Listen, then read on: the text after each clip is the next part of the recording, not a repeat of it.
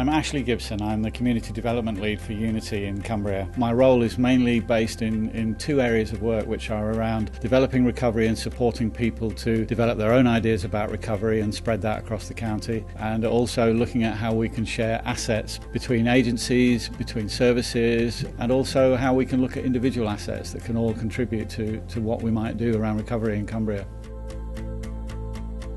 Unity decided that they would have a fund that could be used to support different groups around the county who wish to develop their own ideas around recovery. One of the most important things for us is to ensure that the input that we have in helping recovery groups to develop doesn't get in the way of the way that they wish to develop and the way that they wish to support people around them.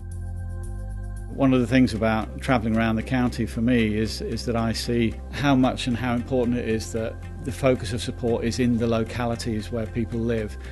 It's been widely recognised now that people get well and stay well when they have a social network around them and a supportive, positive social network, and the recovery groups provide that.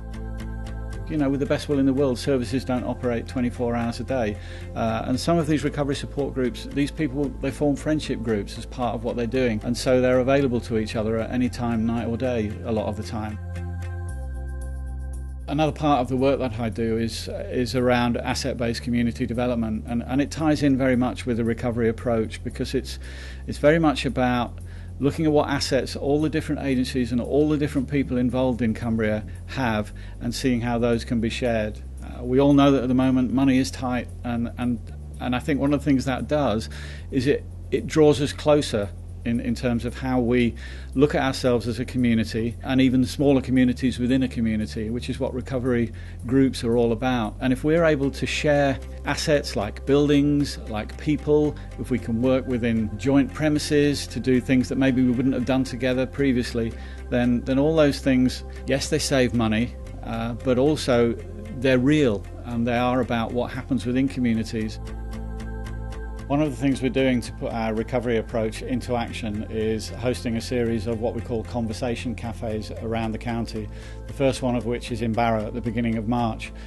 The idea behind it is to get people together that are involved in recovery and in support services, and just getting everybody together with a sort of hats-off approach, which is not about what roles people particularly have, but just putting us in a situation where in a fairly informal atmosphere we can talk about what the real issues are for recovery and come to some decisions about how we would all like to move forwards.